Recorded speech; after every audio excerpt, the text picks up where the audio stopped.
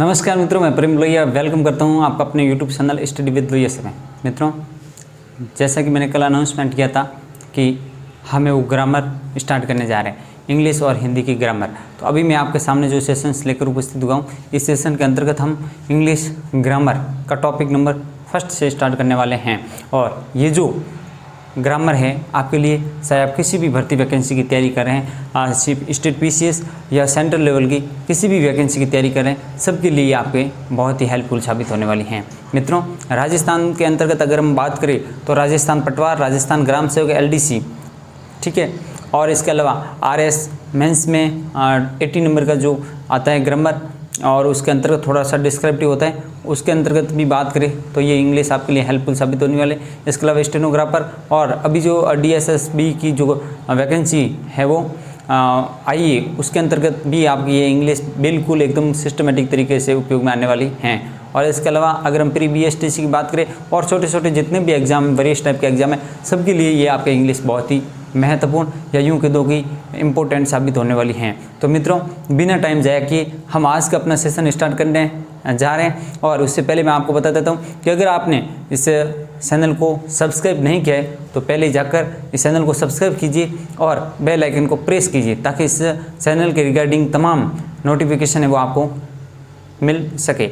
मित्रों, मैं ये जो ग्रामर का सेक्शन आपके सामने लेकर आया हूँ, जैसा कि मैंने बताया कि एक लिटरेचर वाला पोर्शन होता है जो कि कंपटीशन करने एग्री नहीं है, और फर्स्ट के सेकंड के पर्टिकुलर सब्जेक्ट को छोड़ करके लिटरेचर है वो जनरली एग्जाम में नहीं पूछा जाता है। और बाकी जो एग्जाम्स होते हैं, जो वनडे एग्जाम्स होता है, उसके अंतर्गत है वो ग्रामर का पोर्शन रहता है।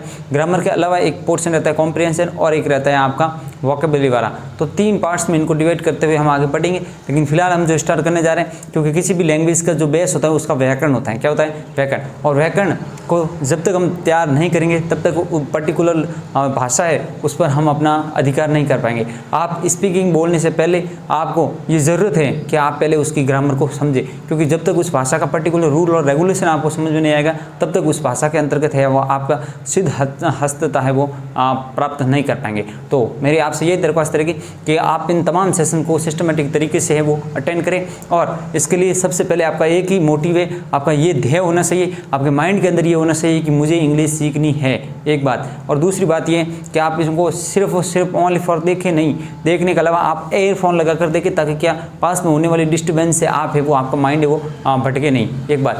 दूसरी अगर मैं बात बोलूं तो आप क्या करेंगे कि नोटबुक परचेस करेंगे या आपके पास में होगी, क्योंकि अब लॉकडाउन थोड़ा सा रिलैक्शन दिया है सरकार ने, तो उसके अकॉर्डिंग आपको नोटबुक वगैरह मिल सकती है। तो आप एक कॉपी लेंगे और कॉपी के अंतर्गत सिस्टमेटिक तरीके से सेशन बाय सेशन यानी 1 by 1 है वो सिस्टमेटिक तरीके से आप समझते हुए आगे बढ़ेंगे। तो आपके लिए ये सेशंस मैं बता रहा हूँ बिल्कुल हेल्पफुल साबित होने वाले हैं। और मैं आपको ये भी बता दूं कि जो मैं स्टार्ट करने जा रहा हूं बिल्कुल बेसिक से स्टार्ट करने जा रहा हूं, क्योंकि मैं समझता हूं, मेरा ये मानना है कि जो स्पेशली मेरा राजस्थान से बिलोंग करता हूं, जैसे कि आपको पता है, और राजस्थान के अंतर्गत भी अगर मैं बात करूं तो बाड़मेर जिला जो कि बहुत ही डेजर्ट एरिया है, और यहाँ पर इंग्लिश का क्या यूँ कह सकते हैं एटमॉस्फेयर है, ये आप सभी जानते हैं। इसके अलावा अगर मैं बात करूँ कि जो राजस्थान के सीमावर्ती भी राज्य हैं जो मुझे इस समय देख रहे हैं, तो उन तमाम विद्यार्थियों के लिए भी मेरा ऐसा मानना है कि वो विद्यार्थी भी इंग्लिश में इतने ज़्यादा है वो कैपेबल नहीं होंगे।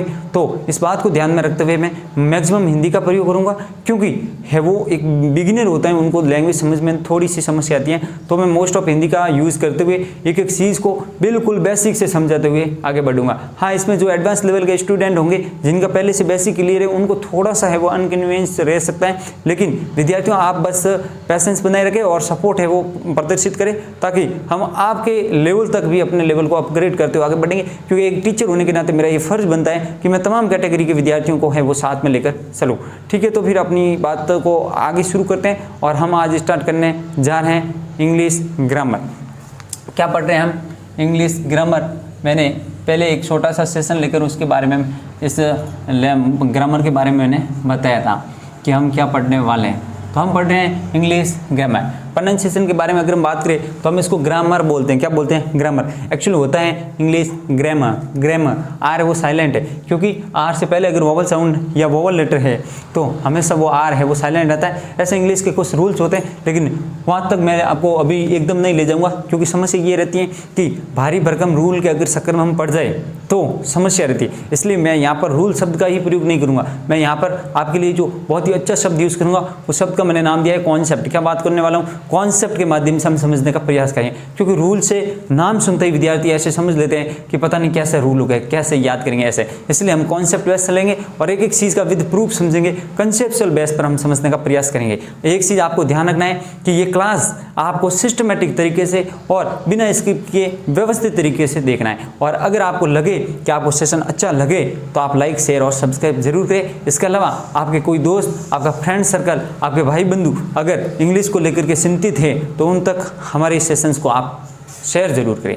तो फिर हम आगे बढ़ते हैं, हम बात करें इंग्लिश ग्रामर के बारे में। तो इंग्लिश ग्रामर, जैसा कि आप जानते हैं कि कोई भी भाषा है उसका जो मूल आत्मा होती है उसको हम ग्रामर बोलते हैं। क्या बोलते हैं? ग्रामर। इसी को हिंदी में व्याकरण बोलते हैं। क्या बोलते हैं? व्याकरण। तो मित्रों, किसी भी भाषा की मूल इकाई जैसा कि मैंने बताया व्याकरण होती है। व्याकरण से ही उसकी भाषा में अलंकारिकता, उसमें शुद्धता और उसके प्रयोग के बारे में हमें जानकारी मिलती है। तो इंग्लिश की भी अपनी ग्रामर है, अपना रूल है, इसके अकॉर्डिंग चलता है, अपने कॉन्सेप्ट के बेसिस पर ये इंग्लिश अपने आगे चलती है। तो हम बात करें इंग्लिश ग्रामर के अंतर्गत, मैंने आपको बताया इंग्लिश ग्रामर के अंदर बहुत सारे टॉपिक होते हैं। जैसे कि मैं अगर बात करूँ बेसिक एलिमेंट्री लेवल के अंतर्गत मैं बात करूँ तो पार्ट्स ऑफ स्पीच आते हैं, और थोड़ा सा मैं अगर आगे एडवांस लेवल के अंदर मैं एंट्री करूं तो वहां से आपकी tense, narration, voices, question tags, ये तमाम आर्टिकल्स वगैरह ये चीज़ें इसके अंतर्गत आती हैं। तो इन एक एक इस टॉपिक को हम क्लियर करते हुए आगे बढ़ेंगे। ठीक है, थोड़ा सा मैं अगर ओवरव्यू दे दूं तो इंग्लिश ग्रामर को मैं थोड़ा सा डिस्क्राइब करते हुए आगे बढ़ने का अगर मैं प्रयास करूं तो आपको समझने में सहूलियत हो जाएगी कि ये इसके अंतर्गत हम टॉपिक एक्चुअली होते क्या है। अगर हम देखें बेसिक तैयार करना है, आपको क्या करना है? अगर बेसिक तैयार करना है तो बेसिक के लिए आपको क्या करना पड़ेगा कि आपके जो पार्ट्स ऑफ स्पीच नाम का टॉपिक होता है, क्या होता है? Parts of speech. Parts of speech उन तमाम पार्ट्स ऑफ स्पीच होते कौन कौन से, ये वन बाय वन मैं आपके सामने लिखने का प्रयास करूंगा। एक होता है नाउन। क्या होता है? नाउन। सेकेंड हम बात करें प्रोनाउन। क्या होता है? प्रोनाउन। थर्ड हम बात करें वर्ब। देन हम बात करेंगे एडवर्ब। नेक्स्ट हम ले रहे हैं एडजेक्टिव। क्या ले रहे हैं? एडजेक्टिव। उसके बाद हम बात करने वाले हैं कंजंक्शन। क्या बात करेंगे? कंजंक्शन। उसके बाद हम बात करने वाले हैं प्रीपोजिशन के बारे में। किसकी बात करेंगे? प्रीपोजिशन। और उसके बारे में अंतिम हम बात करेंगे इंटरजेक्शन। कौन सा जेक्शन? इंटरजेक्शन। तो देखो विद्यार्थियों, ये होता है आपका बेसिक, इसको हम एलिमेंट्री लेवल के नाम से भी जानते हैं, यानी कि भाषा की जो शुरुआत होती है, यानी कि इंग्लिश ग्रामर के अंतर्गत आपको सीखने की आपकी ललक जब शुरू हो जाती है तब आपका ये वाला कॉन्सेप्ट है वो समझना बहुत ही जरूरी होता है। सेकंड बात, यहाँ पर आपका जो लेवल अपग्रेड होकर के इसको हम बोलते हैं फॉरवर्ड, या फिर आप बोल सकते हैं इसको एडवांस लेवल। कैसा? एडवांस। जब आप एडवांस में एंट्री करेंगे, एडवांस, तो जब एडवांस अंतर्गत अगर आपको पढ़ने की बात आई तो इसके अंतर्गत आप सीखने वाले हैं क्या? फंक्शनल ग्रामर आती हैं, और इसमें आप देखेंगे जैसे कि हम बात करें टेंसेस। क्या बात करेंगे? टेंस। और टेंस के अलावा अगर मैं बात करूं तो आएगी आपका वॉइस। उसके अलावा अगर मैं बात करूं तो नरेशन। कौन सा? नरेशन। ठीक है, नरेशन। इसके अलावा इसके अंतर्गत हम देख सकते हैं क्या? क्वेश्चन टैग करें, ये भी इसके अंतर्गत आते हैं। अब जो रहे हैं आर्टिकल वगैरह आप इसके अंतर्गत आगे इंक्लूड कर सकते हैं। यहाँ पर इसी में आप आर्टिकल है वो देख सकते हैं, इससे कोई फ़र्क नहीं पड़ता है। तो मैंने तमाम ग्रामर के बारे में बताया। उसके अलावा जो पोर्शन रहता है हम पढ़ते हैं, अभी हम इंग्लिश ग्रामर के बारे में बात करेंगे। जब हम वॉकअप स्टार्ट करेंगे उसको भी इस तरह से डिस्क्राइब करके हम बताने का प्रयास करेंगे। ठीक है, और कॉम्प्रिहेंशन के अंतर्गत तो आपको पता है ये पैराजम्बल्स होते हैं। इसके अलावा अगर हम बात करें तो अनसीन पैसेज होते हैं जो कॉम्प्रिहेंशन आपके अंडरस्टैंडिंग को सह करने का प्रयास करता है। तो हमने देखा पार्ट्स ऑफ स्पीच तमाम इसमें आते हैं। इसके अलावा आर्टिकल इसके अंतर्गत आते हैं, और एडवांस लेवल में टेंस, वॉइस, नरेशन और क्वेश्चन टैग है वो इसमें आते हैं। इस आर्टिकल वाले टॉपिक को आप इसमें डाल देंगे तो भी कोई दिक्कत नहीं है। क्योंकि ये भी ग्रामर का ही बोले तो एक पोर्शन रहता है, तो ये आप इसके अंतर्गत इसको रख सकते हैं। तो हम जो स्टार्ट करने वाले, आप ऐसा मान रहे होंगे कि सर आप सीधा एडवांस लेवल पर क्यों जा रहे हैं, लेकिन विद्यार्थियों जैसा कि आप समझ रहे हैं कि मेरा ऐसा मानना है कि विद्यार्थियों को उसका जो बेसिक है वहीं से हम स्टार्ट करें। हालांकि बेसिक की बात करें तो ये, लेकिन समस्या ये है कि आपने आई थिंक बहुत ही कम चांसेस में है कि आपने कभी पढ़े हैं, लेकिन ये वाला हैं टेंसेस आपने कई दफ़ा पढ़ लिए हैं। इसलिए हम प्रयास करेंगे कि आपके जो मैक्सिमम जो एग्जाम्स के अंदर जो टॉपिक है उनको मैं पहले कवर करवाने का प्रयास करूंगा। देखो इंग्लिश के अंतर्गत एक टीचर पर डिपेंड करता है कि वो कहाँ से स्टार्ट करता है, इट डजेंट मैटर, कहीं से भी स्टार्ट कर सकते हैं, बस शर्त ये है कि सामने वाले स्टूडेंट को वो कैसे समझा पा रहा है और विद्यार्थी हैं उसे कैसे ग्रहण कर पा रहे हैं। तो हम यहाँ से अपनी यात्रा है वो स्टार्ट करेंगे सिस्टमेटिक तरीके से। देन उसके बाद में अब सवाल ये हो रहा है कि सर ये आप क्यों नहीं करवा रहे। सबसे बड़ी बात तो ये है कि ये वाला जो पोर्शन है ये बहुत ही लेंथी पोर्शन है एक चीज़, और अभी नियर अबाउट वैकेंसीज है, जैसे मैं की बात करूं और इसके अलावा आपके आसपास में जो भी है, जैसे कि रीड की बात करें उसके अंतर्गत भी इंग्लिश के जो टॉपिक जो हाईलाइट कर रखे हैं वो बिल्कुल ये स्पष्ट है, सामने लिखे हुए ये दे रखे हैं। तो यहाँ से हम ये क्वेश्चन टैग नाम का जो टॉपिक है बिल्कुल बहुत ही छोटा है, तो इसको लेकर के ऐसा नहीं कि आपको सर हमने पहली बार सुना है, इट डजेंट मैटर, बाकी वाले आपने व्यवस्थित तरीके से सुने होंगे, ठीक है। तो इनको हम एक एक करके 1 बाय 1 पढ़ेंगे, उसके बाद में हमारे टाइमिंग के अकॉर्डिंग है हम इनको भी कवर अप करने का प्रयास करेंगे। इसको मैंने इसलिए नहीं किया क्योंकि यहाँ पर बहुत ही ज़्यादा टाइमिंग कंज्यूम होती है, फिर भी अगर आपको देखना है तो मैं पटवार के संदर्भ में है वो यहाँ से मैं पार्ट्स ऑफ स्पीच से मैंने वहाँ पर ये स्टार्ट किया, क्योंकि वहाँ पर जो सिलेबस डिस्क्राइब किया हुआ है पटवार का सिलेबस, उसमें दे रखा है अनसीन पैसेज, फर्स्ट टॉपिक का नाम है, सेकंड दे रखा है जो टॉपिक है उसमें करेक्शन ऑफ एरर्स, थर्ड दे रखा है सिनोनिम्स एंड एंटोनिम्स, फोर्थ दे रखा है फ्रेजेज एंड आइडियम्स, यानी 4 टॉपिक्स दे रखे हैं, लेकिन 4 टॉपिक्स है पूरी वोकेबुलरी को, पूरे ग्रामर को और पूरी कॉम्प्रिहेंशन को कवर किया हुआ है। इसलिए मैं आपको बता देता हूँ कि टॉपिक को समझने है उसकी नेचर क्या है। मैंने बोला करेक्शन ऑफ एरर्स या correct usage of correct usage, तो करेक्ट यूसेज या करेक्शन ऑफ एरर के अंतर्गत पूरी की पूरी ग्रामर, पूरा का पूरा कॉम्प्रिहेंशन है, पूरी की पूरी वोकेबुलरी है वो आपका एग्जामिनर शेयर करने का प्रयास करता है। तो विद्यार्थियों अगर आपको लगे कि मुझे नाउन प्रोनाउन वगैरह अभी देखना है तो आप जाकर के हरी क्लासेस करके एक टॉपिक है, वहाँ पर मैं सिस्टमेटिक तरीके से डेली है वो इंग्लिश है वो वहाँ पर भी मैं सेशन लेता हूँ, तो वहाँ जाकर के आप इनको देख सकते हैं। मैं इसलिए ये यहाँ स्टार्ट करा रहा हूँ क्योंकि वहाँ पर मैं अभी ये मेरे चल रहे हैं टॉपिक, तो इधर भी मैं यहीं इस अपने यूट्यूब चैनल जो ये मेरा निजी यूट्यूब चैनल है, मेरा खुद का है स्टडी विद लोहिया सर, तो यहाँ पर मैं ये पहले इसलिए करवा रहा हूँ क्योंकि कोई विद्यार्थी जो ये ऑलरेडी वहाँ पर चल रही है तो जिनको ये पढ़नी है वो जाकर के ये पढ़ सकता है, और जिनको लगे कि सर यहाँ से आपके साथ में यात्रा स्टार्ट करनी है तो आप यहाँ से मेरे साथ बैठ सकते हैं और ये बाद में भी आप पढ़ सकते हैं। इट डजेंट मैटर, क्योंकि मैंने कल भी बताया था हर सेशन बताऊँ कि नॉलेज है वो एक दूसरे से कोरिलेटेड होता है, इसलिए आपको बस ये चीज़ें कर्मबद्ध होने से पढ़ने का आपके अंदर जुनून होना चाहिए। तो मैं बात इंग्लिश ग्रामर के बारे में कर रहा हूँ और इनको इस तरीके से व्यवस्थित तरीके से हम आगे बढ़ेंगे, ठीक है। इतनी बात आप समझ चुके होंगे।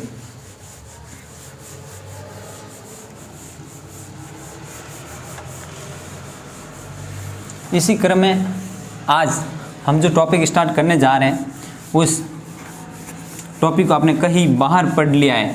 हालांकि विडम्बना ये है कि जिनको अभी भी इस टॉपिक को लेकर डर है उनकी सबसे बड़ी समस्या यही है कि उन्होंने इस टॉपिक के प्रति अपना पूरा डेडिकेशन है वो नहीं दिखाया। अगर आपने डेडिकेशन के साथ में कुछ काम किया होता तो आपका है वो कभी भी इतना डर नहीं होता। खैर कोई बात नहीं, आपके डर को हम मिटाने का पूरा प्रयास करेंगे। आज जो हम टॉपिक नंबर 1 स्टार्ट करने जा रहे हैं, आज का अपना जो पहला टॉपिक है वो टॉपिक स्टार्ट करने जा रहे हैं कौन सा, टेंस पढ़ेंगे। कौन सा टॉपिक हम स्टार्ट करने जा रहे हैं, टेंस। टेंसेस पढ़ने वाले हैं। टेंसेस का मतलब क्या होता है, टेंसेस का मतलब होता है काल। क्या मतलब होता है, काल। काल एक्चुअली काल होता क्या है, टेंस होता क्या है। टेंस का मतलब होता है कि कोई भी कार्य है वो कब हुआ, कब होगा या कब होता है उसके बारे में बताना, यानी कि वर्ब के ऊपर टोटली जो काम किया जाता है समय को बेस मानते हुए उसको हम टेंस बोलते हैं। क्या बोलते हैं, टेंस। मैंने बताया कि आज के कॉम्पिटिटिव युग में पर्टिकुलर किसी भी सब्जेक्ट के अंतर्गत किसी भी टॉपिक को लेकर के डेफिनेशन नहीं पूछी जाती है कि सर टेंस क्या होता है, पूरी की पूरी डेफिनेशन लगाओ। ये जस्ट टाइम कंज्यूमिंग होगा मेरा और आपका भी। तो टाइम अपना समय बहुत ही कीमती है, इसको बिना ज़ाया किए हुए एक एक चीज़ को समझना है कि एक्चुअली है वो इनका मेन थीम क्या है, मेन इसका कंटेंट क्या है, इस चीज़ को समझना है। तो मैंने बताया कि जो टेंस होता है, जो टेंस मैंने प्लूरल रूप में यूज़ किया है, टेंसेस वही बात है, ये है काल को बोलते हैं, और काल है वो वर्ब के ऊपर एक्शन होता है और वो समय को लेकर के बात की जाती है। ठीक है, तो हम इसको कैसे ये वन लाइन में लिखने का अगर हम प्रयास करें तो हम कह सकते हैं कि टाइम क्या है, टेंस है क्या। तो जो टेंस है, tense is time of action. आप क्या बोलेंगे, टेंस क्या है, काल क्या है? काल केवल और केवल काम होने का समय प्रदर्शित करने का एक मेजरमेंट है, उसको हम क्या बोलते हैं, काल। हो सकता है आपने इस तरीके से कभी नहीं पढ़ा है, इट डजंट मैटर। मैंने बोला है कि आपको रिसर्च के माध्यम में एक एक चीज़ें वो सिस्टमेटिक तरीके से पढ़ाने का प्रयास करूँगा। इतनी बात तो हम समझ गए। अब हम बात करेंगे कि जो टेंसेज हैं बेसिकली कितने प्रकार के होते हैं।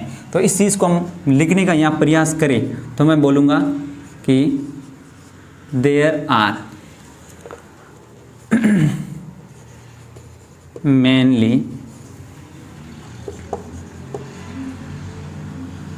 mainly three types of tense। Tenses है मुख्य रूप से कितने प्रकार के होते हैं? आप बोलेंगे सर मुख्य रूप से ये 3 प्रकार के होते हैं। कितने प्रकार के होते हैं? 3 प्रकार से। अब यहीं से अपनी है वो बात स्टार्ट हो जाती है कि वो 3 प्रकार कौन कौन से हैं। तो मित्रों इन तीनों प्रकारों को हम व्यवस्थित तरीके से समझने का प्रयास करेंगे। ये तीनों प्रकार हैं, उनमें फर्स्ट ऑफ हम बात करें तो पास्ट और प्रेजेंट, नेक्स्ट हम बात करने वाले फ्यूचर। क्या बात की हमने? फ्यूचर। तो जो ये पास्ट टेंस है, कौन सा टेंस है? पास्ट टेंस, प्रेजेंट टेंस और हम बात करें फ्यूचर टेंस।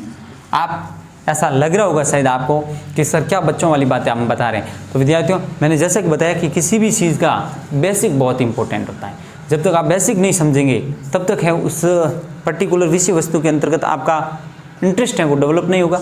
और जिन भी विद्यार्थियों का इंटरेस्ट पर्टिकुलर सब्जेक्ट के अंतर्गत ज़्यादा है, इसका ये रीज़न है कि उनका जो बेसिक है वो बहुत ही अच्छा है। बात समझ में आ रही कि नहीं आ रही? तो मैंने बताया कि टेंस है वो मुख्य कितने प्रकार के होते हैं? 3 प्रकार के होते हैं, पास्ट टेंस, प्रेजेंट टेंस और फ्यूचर टेंस। पास्ट टेंस को हम हिंदी में क्या बोलते हैं? फर्स्ट टेंस को हिंदी में बोलते हैं भूतकाल। कौन सा काल? भूतकाल। बात समझ में आ रही कि नहीं आ रही? सर समझ में आ रही है। प्रेजेंट टेंस को क्या बोलते हैं? वर्तमान काल, वर्तमान काल। और फ्यूचर टेंस को क्या बोलते हैं? भविष्य काल। क्या बोलेंगे? भविष्य काल। अब एक एक चीज़ को मैं बता रहा हूँ। सपोज करो ये आपकी टाइम लाइन है। क्या है? Time line. इस टाइम लाइन को मैं एक समय मान रहा हूँ। इस समय के बारे में बात करूँ। इस समय जैसे कि सपोज करो यहाँ पर है, ये मैं यहाँ पर बराबर के ये मैंने उंगली रखी है, यहाँ पर एक टाइम लाइन रखता हूँ। यहाँ पर जैसा कि अभी टाइमिंग क्या हुआ है? 10 बजे। कितने बजे? 10, सुबह के 10 बजे। तो सुबह के 10 बजे यहाँ से जो पहले का जो ये काम है, बात समझ में आ रही कि नहीं आ रही? ये वाला यहाँ से पहले का जो समय है इसको हम मानेंगे क्या? भूतकाल, पास्ट टेंस मानेंगे। और इस दरमियान यहाँ पर जो टाइमिंग है अभी जो वर्तमान में, इसको हम बोलने वाले हैं क्या? प्रेजेंट टेंस, वर्तमान काल। क्या बोलेंगे?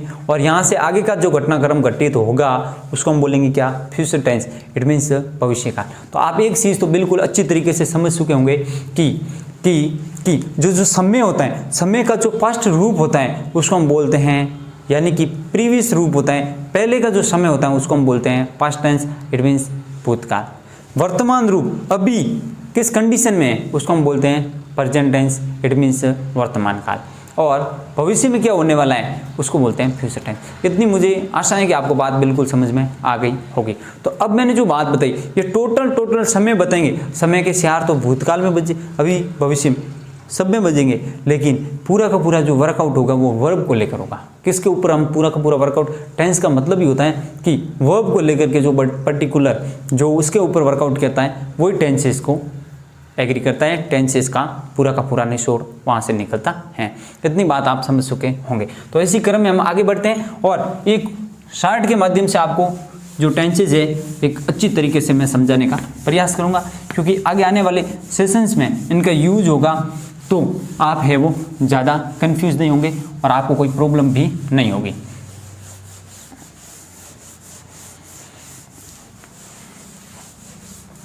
एक मैं पहले आपको बता देता हूँ, ये जो नीचे क्या जगह कम थी इसलिए यहाँ समझा देता हूँ। मैंने बताया था, क्या बताया था कि हम बात करें टेंसेस के बारे में और टेंसेस को लेकर के एक एक चीज़ को समझने का प्रयास करते हैं। देखिए टेंसेस के अंतर्गत 3 प्रकार से मुख्य रूप से होता है। एक होता है अपना पास्ट, एक होता है अपना प्रेजेंट टेंस और एक होता है अपना फ्यूचर टेंस। Future tense. अब एक चीज़ को और समझना बहुत ही ज़रूरी है कि ये जो 3 टेंस होते हैं प्रत्येक के अंतर्गत है वो 4 इनका सब डिवीजन होता है। क्या होता है? सब डिवीजन होते हैं। कितने होते हैं? 4 है इनके सब डिवीजन होते हैं। तो हम यहाँ बात करें इनके सब डिवीजन के बारे में हम बात करेंगे। सब डिवीजन का मतलब होता है सब पार्ट, सब डिवीजन, ठीक है। सब डिवीजन होते हैं, उनके बारे में हम बात करने वाले हैं। तो हम सबसे पहले जो बात करने वाले हैं, हर एक के अंदर फास्ट के अंतर्गत भी फास्ट सिंपल होगा। ये का ये में पास्ट सिंपल है, वो प्रेजेंट में भी पास्ट सिंपल, प्रेजेंट सिंपल और फ्यूचर सिंपल। आप समझ रहे हैं कि नहीं समझ रहे? क्योंकि हम जो अभी स्टडी कर रहे हैं वो कॉम्पिटिटिव लेवल पर करें, और कॉम्पिटिटिव लेवल के अंतर्गत अगर हम बात करें तो स्मार्ट स्टडी बहुत ही ज़रूरी है। एक एक चीज़ को लिख कर एक एक चीज़ को अगर आप सिस्टमेटिक तरीके से स्मार्ट वे में समझ पा रहे हैं तो आपका टाइम भी कम ज़ाया हो रहा है और आपको समझ में भी बहुत ही अच्छी तरीके से आ रही है। तो हमारा प्रयास होना चाहिए कि कम समय में ज़्यादा ज्ञान करें। यही आज की स्टडी का, आज की कॉम्पिटिटिव जो युग है इसका यही सबसे बड़ा मूल मंत्र है कि इनको समझना कहते हैं। प्रेजेंट सिंपल बोलो या इसी को इनडेफिनेट बोलते हैं। क्या बोलते हैं? इनडेफिनेट। क्या बोलेंगे? प्रेजेंट सिंपल या फास्ट सिंपल, फास्ट इनडेफिनेट, दोनों का एक ही मतलब होता है। इसका मतलब होता है सिंपल यानी साधारण। ये सेम का सेम प्रेजेंट के साथ में और फ्यूचर के साथ में भी फॉलो होगा। इसी तरीके से यहाँ पर हमारा आता है सेकंड कंटिन्यूअस। कौन सा आता है? कंटिन्यूअस। इसी को बोलते हैं प्रोग्रेसिव। कौन सा बोलते हैं? प्रोग्रेसिव। इसी को बोलते हैं इम्परफेक्ट। इम्परफेक्ट यानी एक तो होता है परफेक्ट और होता है इम्परफेक्ट, यानी परफेक्ट नहीं, काम चल रहा है। तो आपने चीज़ समझी कि फास्ट सिंपल या इंडेफिनेट, प्रेजेंट सिंपल या इंडेफिनेट, फ्यूचर सिंपल या इंडेफिनेट, ये तमाम कंडीशन है। इसके साथ में ऐसे ही अप्लाई होगी। फास्ट कंटिन्यूअस या प्रोग्रेसिव या इम्परफेक्ट, फ्यूचर के साथ में भी और प्रेजेंट के साथ में भी ये लागू होने वाला। उसके बाद में मैं बात करने वाला हूँ थर्ड, और वो थर्ड है अपना कौन सा? परफेक्ट। कौन सा है? परफेक्ट। और फोर्थ हम जो बात करने वाले हैं वो है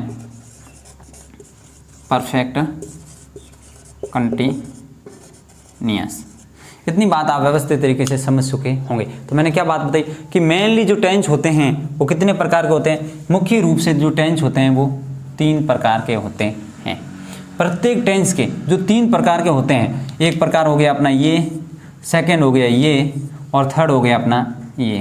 तो आपने चीज़ समझी। हालांकि ऐसे मैंने बताया कि फैक्चुअल क्वेश्चन है, इंग्लिश में नहीं पूछे जाते हैं। आज समझ में आ रही कि नहीं आ रही? हिंदी में ऐसे कई बार पूछ लेते हैं कि क्या होता है, लेकिन इंग्लिश में ऐसा नहीं कि कितने प्रकार के टेंस होते हैं। नहीं, यहाँ पर फिल इन द ब्लैंक्स देते हैं और वो आपको भरना होता है मोस्टली क्वेश्चन। या ऑब्जेक्टिव टाइप आते हैं तो उसके अंदर अब शब्द के अंतर्गत आपको एरर है वो ढूंढना पड़ सकता है, तो वो भी अंदर दे सकता है। लेकिन ऐसा नहीं पूछा जाता है कि टेंस कितने प्रकार के होते हैं वगैरह वगैरह। फिर भी आपको जानकारी के लिए आपको पता होना चाहिए कि टेंस है वो मुख्य रूप से कितने प्रकार के होते हैं? 3 प्रकार के। और प्रत्येक टेंस के है वो कितने पार्ट होते हैं, इस चीज़ को समझा। सब डिवीजन के अंतर्गत हम बात करें तो हर एक टेंस के 4 भाग होते हैं। 4 भाग, पास्ट के भी ये चारों के चारों, प्रेजेंट के भी ये चारों के चारों कॉमन, और फ्यूचर के भी ये चारों के चारों क्या होते हैं? कॉमन।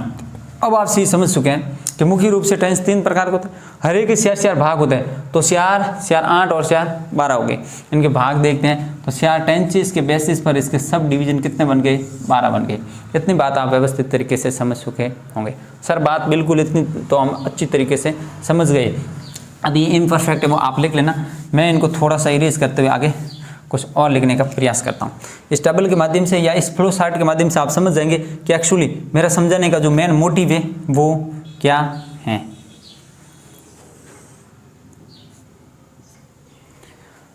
अब जो ये सारों के सारों टेंसेस दे रखे हैं या सब डिवीजन है इससे टेंसेस के अंतर्गत है, इसके अंतर्गत मैं बता दूं कि हर टेंस के अंतर्गत सारों के अंतर्गत आता है अपना क्या, अफर्मेटिव। क्या आता है? अफर्मेटिव। अफर्मेटिव को ही बोलते हैं पॉजिटिव, पॉजिटिव। और ये देन बन जाते हैं आपके सेंटेंसेस। ये क्या बन जाते हैं? सेंटेंस। सेंटेंस का रूप धारण कर लेते हैं। सेकंड अगर मैं बात करूं तो यहाँ से आपके लिए अगर मैं बात करूं तो सेकंड ले रहा हूं नेगेटिव। कौन सा ले रहा हूं? नेगेटिव। थर्ड में बात कर रहा हूं क्या, अगर मैं थर्ड की बात करूं तो आता है आपका क्या, इंटेरोगेटिव। इंटेरोगेटिव। कौन सा गेटिव? इंट्रोगेटिव। और अंतिम अपना हो जाएगा क्या, इंट्रोगेटिव।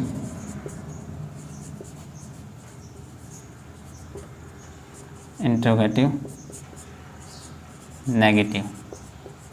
क्योंकि अफर्मेटिव का मतलब होता है सकारात्मक। क्या होता है? सकारात्मक। आगे हम इनको जो अफर्मेटिव है इनको इस तरीके से पॉजिटिव इस तरीके से डिनोट करेंगे ताकि क्या कितना ज़्यादा लिखना नहीं पड़े। नेगेटिव को हमें वो ऐसे लिखने का प्रयास करेंगे। और इंट्रोगेटिव है इसके लिए ये सिंबल है, और इंट्रोगेटिव नेगेटिव है ये वाला सिंबल। ठीक है, इस तरीके से हम इसको आगे डिनोट करेंगे। लेकिन खैर हम समझा रहे हैं कि एक्चुअली है क्या।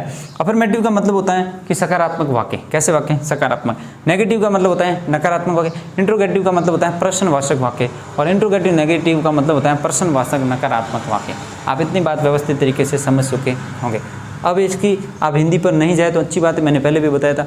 तो ये जो फ्लो चार्ट है तो मैं यहाँ से एक बार हट देता हूँ। यहाँ से आप एकदम व्यवस्थित तरीके से है वो सिस्टमेटिक तरीके से लिख ले, और लिखने के बाद में एक एक चीज़ को समझना बहुत ही ज़रूरी है कि एक्चुअली में इनका क्या पर्पज़ है, क्या मतलब होता है, कैसे समझना है और कैसे कुछ करना है। तो ये तो मैंने एक बार आपका फ्लो चार्ट बताया कि टेंसेस को लेकर के अपना जो कन्फ्यूजन है वो कैसे क्रिएट होता है और उन कन्फ्यूजन की क्या हमारे पास में सॉल्यूशन है। तो इस तरीके से हमने इन फ्लो चार्ट के माध्यम से हमने समझने का प्रयास किया कि टेंस मुख्य रूप से 3 प्रकार के होते हैं और प्रत्येक के चार सब डिवीजन होता है, और प्रत्येक जो चार सब डिवीजन होते हैं जिनके चार उनके वापस चार सेंटेंसेज होता है। इनके भी कितने होते हैं? अगर मैं इनडेफिनेट की बात करूँ तो इनके भी कितने होते हैं? 4। इसके भी कितने होते हैं? 4। इसके भी 4 और इसके भी 4। क्योंकि ये चारों को चारों अफर्मेटिव की दो या पॉजिटिव, नेगेटिव, इंट्रोगेटिव और इंट्रोनेगेटिव, ये चारों को चारों इसके साथ में भी आएंगे, इसके साथ में आएंगे, इसके साथ और इसके साथ, सबके साथ में ये सारों को सारों अप्लाई होने वाले हैं। ये जब हम करेंगे उस समय एक एक चीज़ को समझाने का हम प्रयास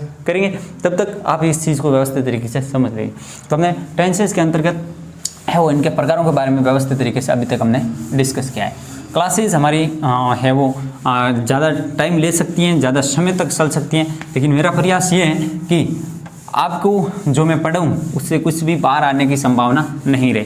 अगर आपको लगे कि सर आपने कोई भी एलिमेंट है वो हमारे पढ़ाने के दौरान है वो आपने मिस कर दिया, तो आप मुझे कमेंट बॉक्स में ज़रूर बताएं, क्योंकि मुझे इतना विश्वास है कि ऐसा होने की बिल्कुल भी संभावना नहीं है। क्योंकि मैं हिंदी पढ़ाऊँ या इंग्लिश या मैं पढ़ाऊँ जीके, मेरा प्रयास रहता है कि मैं मैक्सिमम पैरामीटर को मैं कवर अप करने का प्रयास करूँ।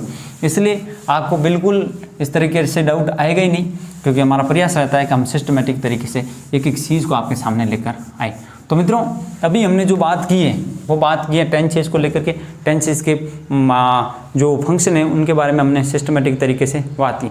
अब अगला जो सेशन हम लेंगे उस सेशन को इस टेंसेस को ही आगे बढ़ेंगे। चाहे जितनी भी क्लासें लगे, हमारा प्रयास रहेगा कि हम एक भी इसके अंतर्गत जो कॉन्सेप्ट है उसको हम मिस नहीं करेंगे, क्योंकि क्वेश्चन पता नहीं आज के कॉम्पिटिटिव युग में कहाँ से आ जाए। लाखों की संख्या में फॉर्म भरे जा रहे हैं, इसलिए मैं आपको डरा नहीं रहा हूँ, मैं आपको वाकिफ करा रहा हूँ कि वी हैव टू सीरियस, हमें सीरियस होना बहुत ही ज़रूरी है। इसलिए हमें पढ़ना पड़ेगा, और आपसे दरख्वास्त रहेगी कि आप इंग्लिश है वो यात्रा मेरे साथ में आप व्यवस्थित तरीके से कंटिन्यू कीजिए और पूरा का पूरा वीडियो देखिए, ताकि आपके लिए ये क्लासेस बिल्कुल एक हेल्पफुल साबित हो जाए। अब अंतिम बात मेरी वही कि अगर आपको सेशन अच्छा लगे तो आपसे रिक्वेस्ट है कि इस सेशन को लाइक, शेयर और चैनल को सब्सक्राइब जरूर करें। इसके अलावा बेल आइकन को प्रेस करें ताकि इस चैनल से रिगार्डिंग तमाम नोटिफिकेशन आपको समय पर मिल सके। तो आज के लिए इतना ही। थैंक यू, धन्यवाद।